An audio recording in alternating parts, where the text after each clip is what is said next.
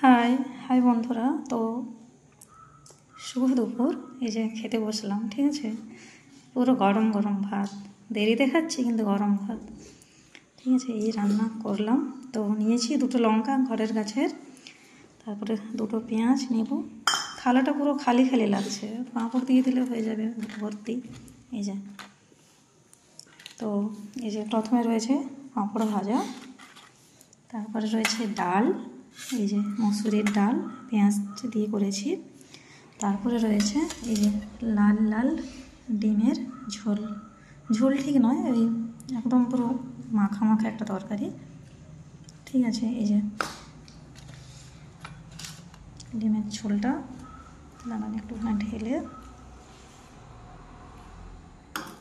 এই যে ডিম, আলু,